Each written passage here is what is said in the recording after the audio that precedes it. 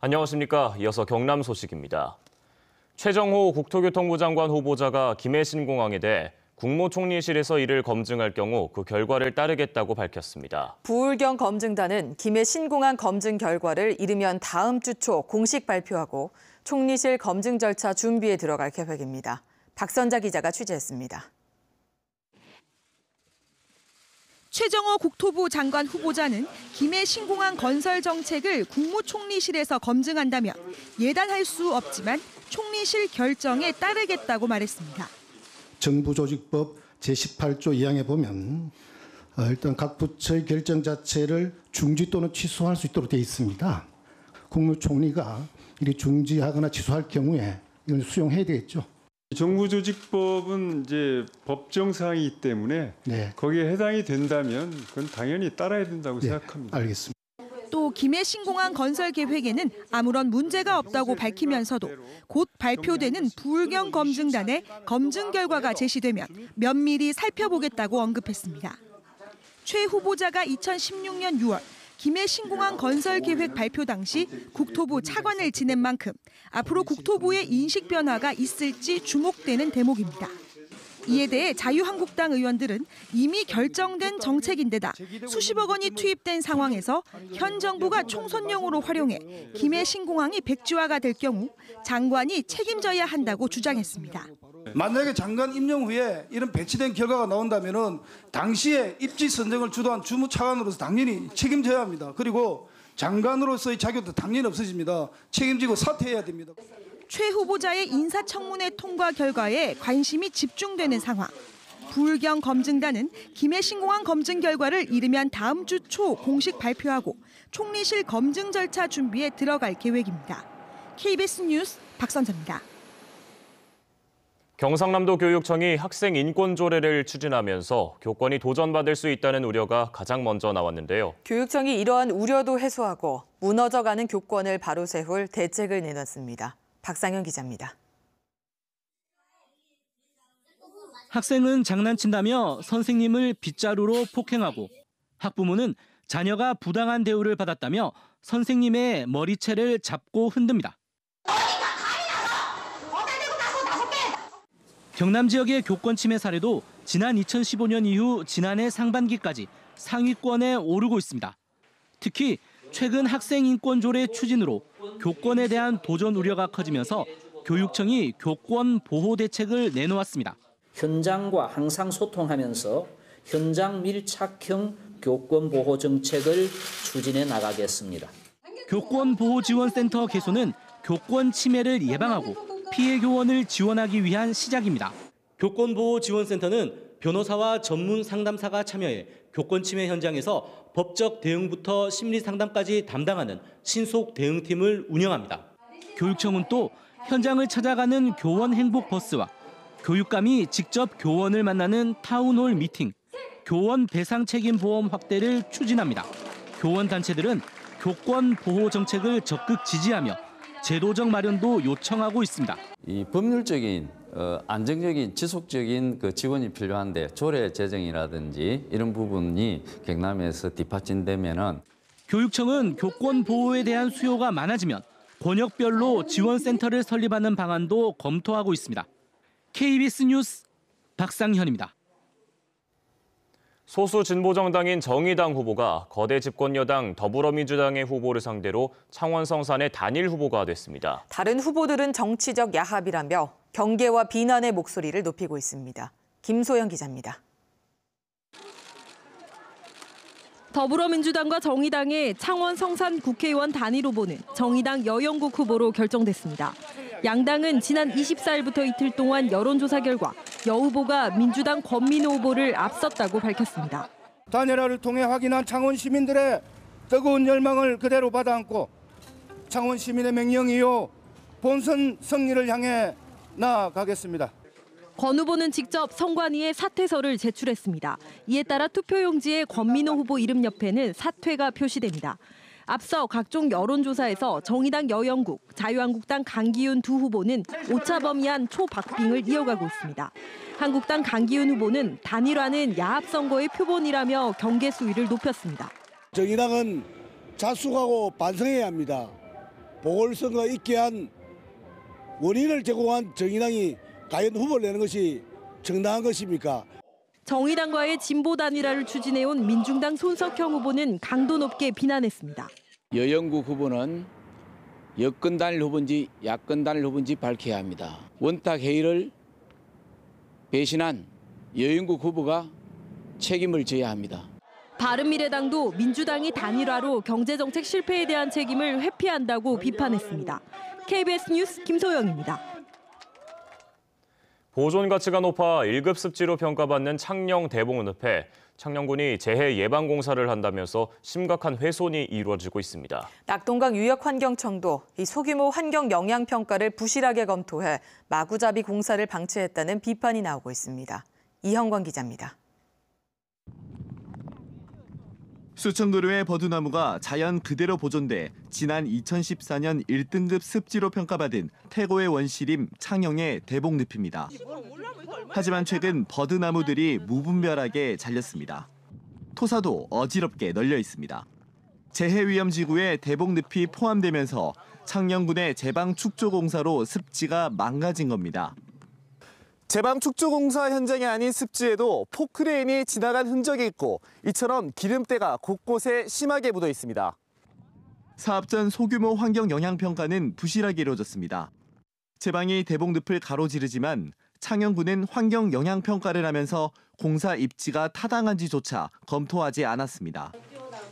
전략 환경 영향 평가서와 협의 의견에서 대봉늪은 거론되지 않았다. 이 때문에 환경영향평가 보고서에는 실제 대봉습지의 위치와 면적이 축소된 채로 표기됐습니다. 낙동강 유역 환경청은 이를 제대로 검토하지 않았습니다. 홍수 조절 기능이 있는 대봉늪의 생태적 가치를 고려해 사업구역을 재검토하라는 환경 전문가의 의견을 창녕군이 반영하지 않았지만 낙동강 환경청은 협의를 완료했습니다. 입지 타당성 검토가 아예 안 이루어가는 평가서 상에 그 항목이 빠진 건 맞는데 저희가 생각할 때는 환경오염 저감시설 설치도 지켜지지 않아 결국 창녕군은 환경단체의 문제 제기를 받고서 공사 10여일 뒤 작업을 중단했습니다. 환경영향평가도 검토도 부실하게 이어지면서 1급 습지가 망가지고 있습니다. KBS 뉴스 이형관입니다. 2021년 완공 예정인 고성 하이화력발전소가 건설되면서 이 일대 주민들은 미세먼지와 소음, 진동 피해에 시달리고 있습니다. 주민들은 우회도로 건설을 요구하고 있지만 언제 착공될지 답답하기만 합니다. 최세진 기자가 보도합니다. 덤프트럭과 특수장비차 등 대형 차량이 쉴 새 없이 드나드는 곳은 고성 하이화력발전소 앞 도로입니다. 석탄회를 실어 나르거나 공사에 투입된 대형 차량들은 약 10에서 20분마다 옛 삼천포 지역 중심 도로를 거쳐 나갑니다. 이 때문에 고성 하이화력발전소가 착공한 2017년부터 사천 시민들은 우회도로 건설을 촉구해 왔습니다. 미세먼지, 그다음에 소음, 진동, 그다음에 도로 파괴, 교통사고 위험 등 아주 많은 불편을 주고 있습니다.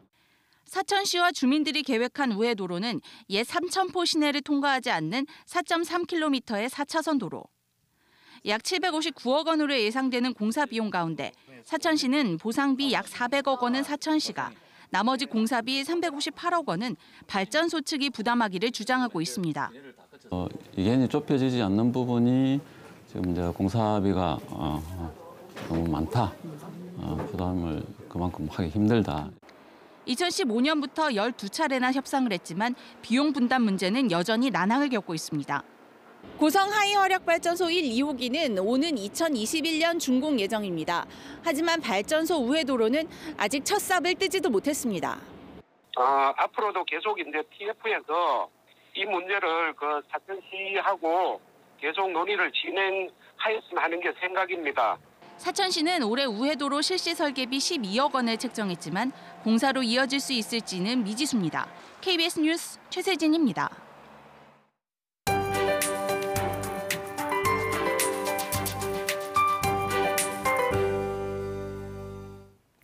오늘은 나오실 때 마스크를 다시 챙기셔야겠습니다. 밤사이 대기가 정체되면서 먼지 농도가 높아졌습니다. 이 시각 양산의 초미세먼지 농도 60마이크로그램, 밀양 54, 김해 50마이크로그램 등 동쪽 지역을 중심으로 평소 대비 2배가량 높은 모습 보이고 있습니다. 이 먼지 농도는 낮 동안 더 짙어지면서 전권역이 나쁨 수준으로 오르겠고요. 내일까지도 해소되기는 어렵겠습니다. 미세먼지만 아니라면 오늘도 봄 기온이 완연한 하루겠는데요. 따스한 봄 햇살에 기온이 크게 오르겠습니다. 오늘 창원의 낮 기온 20도, 진주 21도, 하동과 남해 22도로 4월 중순에 해당하겠습니다. 미세먼지가 좀 아쉽기는 하지만 가능하다면 마스크 꼭 착용하시고 바깥 활동 잠깐 즐겨보셔도 좋겠습니다. 화재 사고에는 계속 유의하셔야겠습니다. 양산과 창원, 김해, 밀양에는 사흘째 건조주의보가 지속 중이고요. 그 밖의 지역도 대기가 점점 더 메말라 가겠습니다. 현재 위성 영상 보시면 전국적으로 맑은 하늘 드러나 있습니다. 경남 지역 곳곳으로는 옅은 안개가 끼어 있는데요. 오전 중에는 모두 해소되겠습니다. 현재 기온은 어제보다 1, 2도가량 높게 출발합니다. 동부 지역은 창녕과 밀양 0도, 김해와 거제가 5도 가리키고요. 낮 기온은 18도에서 22도까지 오르면서 일교차가 20도 안팎으로 아주 크게 벌어지겠습니다.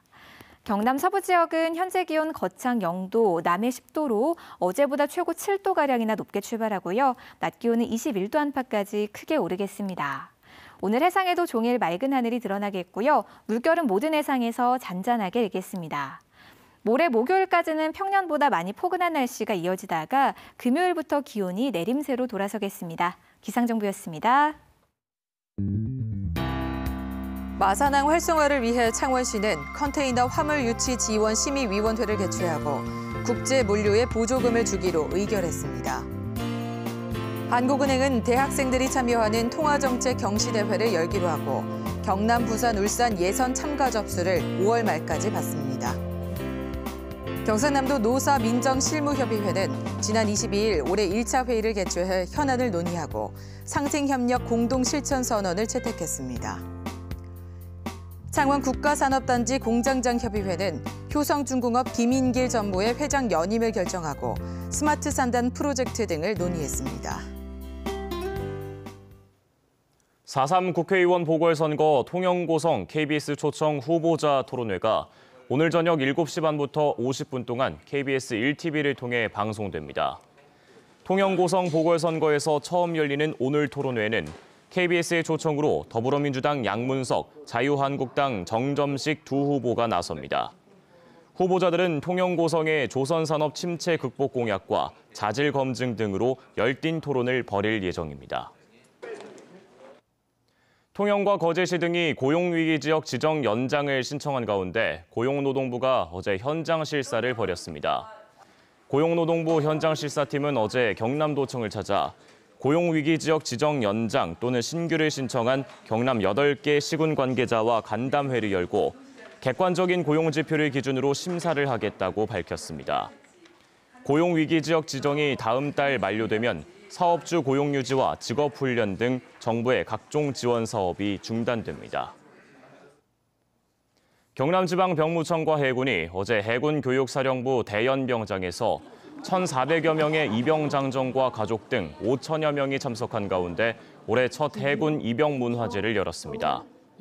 어제 입영문화제에서는 창원시립예술단의 미니 콘서트와 보컬그룹의 노래 공연 등이 이어졌고 입영자와 가족을 위한 다채로운 행사가 마련됐습니다. 어젯밤 10시쯤 김해시 진영읍의 의류 재활용 수출 공장에서 불이 나 공장 1개동 990제곱미터와 재활용 의류를 모두 태웠습니다. 공장 안에 든 의류가 타 불길이 거세지며 1시간 반 만에 불길이 잡혔습니다. 불은 또 공장 뒤편 야산으로도 번졌으나 초기 진화에 성공하며 큰 산불은 막았습니다. 김해 소방서와 경찰은 정확한 피해 규모와 화재 원인을 조사하고 있습니다. 뉴스를 마칩니다. 시청해주신 여러분 고맙습니다.